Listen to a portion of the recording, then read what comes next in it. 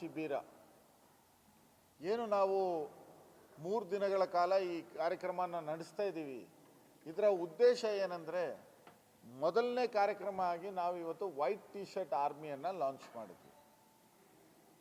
ಸಂವಿಧಾನದ ವಿರುದ್ಧ ಎಲ್ಲೆಲ್ಲಿ ಏನಾದರೂ ಆದರೆ ಅದಕ್ಕೆ ಧ್ವನಿ ಎತ್ತಕ್ಕೆ ಇವತ್ತು ನಾವು ಈ ವೈಟ್ ಟಿ ಶರ್ಟ್ ಆರ್ಮಿಯನ್ನು ನಮ್ಮ ರಾಹುಲ್ ಗಾಂಧಿ ಅವರು ಶುರು ಮಾಡಿದ್ದಾರೆ.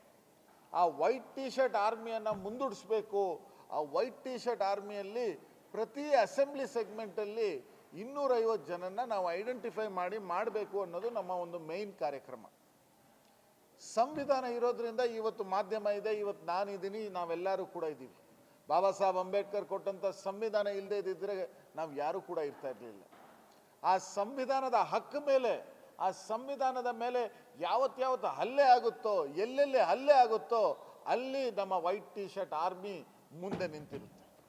ನಾನು ಇವತ್ತು ಯೂತ್ ಕಾಂಗ್ರೆಸ್ನ ಅಧ್ಯಕ್ಷನ ಇರ್ತೀನೋ ಬಿಡ್ತೀನೋ, ಪಕ್ಷದಲ್ಲಿ ಇರ್ತೀನೋ ಇಲ್ವೋ, ಆದರೆ ಸಂವಿಧಾನದ ಪರವಾಗಿ ನನ್ನ ಕೊನೆ ಉಸಿರು ಇರೋ ತನಕ ನಾನು ಇದ್ದೇ ಇರ್ತೀನಿ. ನನ್ನ ನಾಯಕರಾದಂಥ ರಾಹುಲ್ ಗಾಂಧಿ ಅವರು ಒಂದು ಕನಸನ್ನು ಕಂಡಿದ್ದಾರೆ.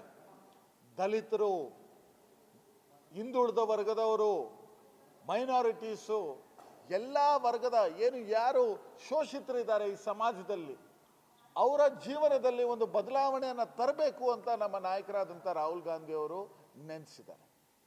ಅವರು ಮಾಡಿರುವಂಥ ಒಂದು ಮುನ್ನುಡಿ, ಆ ಮುನ್ನುಡಿಯನ್ನು ಮುಂದೆ ನಡೆಸೋಕ್ಕೆ ನಾವು ಈ ವೈಟ್ ಟಿ ಶರ್ಟ್ ಆರ್ಮಿಯನ್ನು ಶುರು ಮಾಡಿದ್ವಿ. ನಮ್ಮ ನಾಯಕರಾದಂಥ ರಾಹುಲ್ ಗಾಂಧಿ ಅವರು ಭಾರತ್ ಜೋಡೋ ಯಾತ್ರೆಯನ್ನು ಮಾಡಿದ್ರು. ಕನ್ಯಾಕುಮಾರಿಯಿಂದ ಕಾಶ್ಮೀರವರೆಗೆ, ಮಣಿಪುರಿಂದ ಮುಂಬೈವರೆಗೆ ಯಾರು ಕೂಡ ಈ ಭಾರತದ ಇತಿಹಾಸದಲ್ಲಿ ಯಾರು ಕೂಡ ಅಂತ ಒಂದು ಯಾತ್ರೆಯನ್ನು ಮಾಡಿಲ್ಲ. ಅವರ ಯಾತ್ರೆ ಎಲ್ಲೆಲ್ಲಿ ಹೋಗಿದೆ ಅಲ್ಲಲ್ಲಿ ನಾವು ಸೀಟನ್ನು ಗೆದ್ದಿದ್ದೀವಿ. ರಾಹುಲ್ ಗಾಂಧಿ ಅವರು ಏನು ಈ BJP ಅವರು ಅವ್ರ ಬಗ್ಗೆ ಏನೆಲ್ಲ ಅಪಪ್ರಚಾರಗಳನ್ನು ಮಾಡಿದ್ರು, ಇವತ್ತು ಎಲ್ಲಿದ್ದಾರೆ ಅಂತ ನಾನು ಕೇಳ್ತೀನಿ. ಆ ಮಂಗಳೂರಲ್ಲಿ ಒಂದು BJPಯ ಶಾಸಕರು ರಾಹುಲ್ ಗಾಂಧಿ ಅವ್ರಿಗೆ ಹೊಡಿಬೇಕು ಅಂದರು, ಕಪಾಳಕ್ಕೆ ಹೊಡಿಬೇಕು ಅಂತ.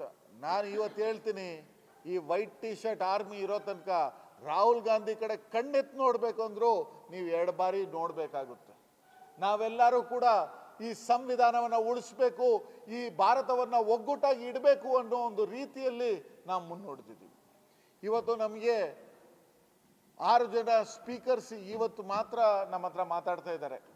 ಕೃಷ್ಣ ಪ್ರಸಾದ್ ಅವರು ಎಕ್ಸ್ ಔಟ್ಲುಕ್ನ ಜರ್ನಲಿಸ್ಟ್ ಆಗಿದ್ದಂಥವರು, ದೀಪಕ್ ತಿಮ್ಮಯ್ಯ ಅವರು ನಮ್ಮ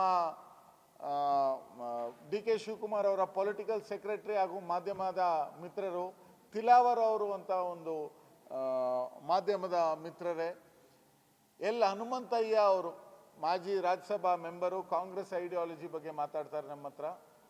ಆಮೇಲೆ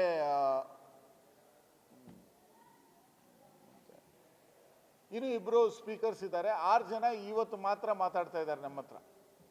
ಈ 6 ಜನ ನಮ್ಮನ್ನು ಸಂವಿಧಾನದ ಬಗ್ಗೆ, ಕಾಂಗ್ರೆಸ್ ಐಡಿಯಾಲಜಿ ಬಗ್ಗೆ, ಈ ದೇಶಕ್ಕೆ ಕಾಂಗ್ರೆಸ್ ಯಾಕೆ ಮುಖ್ಯ ಅನ್ನೋದ್ರ ಬಗ್ಗೆ, ಈ ದೇಶವನ್ನು ಉಳಿಸ್ಬೇಕಂದ್ರೆ, ಸಂವಿಧಾನವನ್ನು ಕಾಪಾಡಬೇಕು ಅಂದರೆ ಹೆಂಗೆ ನಾವು ಕೆಲಸ ಮಾಡಬೇಕು ಅಂತ ಇವತ್ತಿನ ಕಾರ್ಯಕ್ರಮ. ನಾಳೆ ನಮ್ಮ ಪೊಲಿಟಿಕಲಿ 3 ದಿನ ನಾವು ಇರೋದ್ರಿಂದ ನಾಳೆ ಇರೋದು ಕಾರ್ಯಕ್ರಮ ಕಂಪ್ಲೀಟಾಗಿ ಬೆಳಿಗ್ಗೆ ನಾವು ಒಂದು ಶ್ರಮದಾನ ಕಾರ್ಯಕ್ರಮವನ್ನು ಇಟ್ಕೊಂಡಿದ್ದೀವಿ. ಈ ಡೆಂಗು ಫೀವರ್ ಹರಡ್ತಾ ಇದೆ ಎಲ್ಲ ಕಡೆ, ಅದರ ಅವೇರ್ನೆಸ್ ಕ್ಯಾಂಪ್ ಒಂದನ್ನು ನಾಳೆ ಬೆಳಿಗ್ಗೆ ನಾವು ಪ್ಲ್ಯಾನ್ ಮಾಡ್ಕೊಂಡಿದ್ದೀವಿ. ಅಮರ್ಗೂಡಲ್ಲಿ ನಾವು ಬೆಳಿಗ್ಗೆ 6ರಿಂದ 8 ಗಂಟೆ ತನಕ ಮಾರ್ನಿಂಗ್ ಅವೇರ್ನೆಸ್ ಕ್ಯಾಂಪ್, ಮನೆಗೆ ಹೋಗಿ ಅವ್ರಿಗೆ ಹೆಂಗೆ ಇದನ್ನು ಡೆಂಗುವನ್ನು ಫೈಟ್ ಮಾಡಬೇಕು ಅನ್ನೋದನ್ನು ನಾವು ಕಲಿಸುವಂಥ ಕಾರ್ಯಕ್ರಮವನ್ನು ಇಟ್ಕೊಂಡಿದ್ದೀವಿ ಬೆಳಿಗ್ಗೆ. ಮಧ್ಯಾಹ್ನ ನಂತರ ನಮ್ಮ ಆಫ್ಟರ್ನೂನಿಂದ ನಮ್ಮ ಕಾರ್ಯಕ್ರಮಗಳು ಶುರುವಾಗುತ್ತೆ. 3 ಬೈ ಎಲೆಕ್ಷನ್, 3ಕ್ಕೆ 3 ಸೀಟು ಗೆಲ್ಲಬೇಕು ಅಂತ ನಮ್ಮ ನಾಯಕರಾದಂಥ DK ಶಿವಕುಮಾರ್ ಅವರು, ಸಿದ್ದರಾಮಯ್ಯನವರು ಒಂದು ಡೈರೆಕ್ಷನನ್ನು ಕೊಟ್ಟಿದ್ದಾರೆ. ಸೊ ನಮ್ಮ ಸ್ಟೇಟ್ ಕಮಿಟಿಯನ್ನು ಕಂಪ್ಲೀಟಾಗಿ ಡಿವೈಡ್ ಮಾಡಿ 3 ಕಾನ್ಸ್ಟಿಟ್ಯೂನ್ಸಿಗೆ ಹಾಕಿ ನಾವು 100% ರಿಸಲ್ಟನ್ನು ತಗೊಂಬರೋಕ್ಕೆ ನಮ್ಮ ಒಂದು ಕಾರ್ಯಕ್ರಮನ ರೂಪಿಸಿದ್ದೀವಿ. 3ನೇ ದಿನ ನಮ್ಮ ಅರ್ಧ ದಿನ ಕಾರ್ಯಕ್ರಮ ಇರುತ್ತೆ.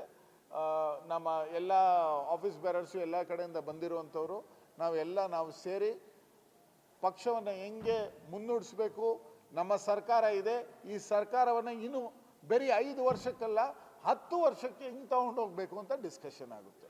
ಸೊ ಇದು ನಮ್ಮ ಕಾರ್ಯಕ್ರಮದ ಡಿಸೈನ್. ಸೊ ತಮಗೇನೋ ಕ್ವೆಶ್ಚನ್ ಇದ್ದರೆ ಕೇಳ್ಬೋದು.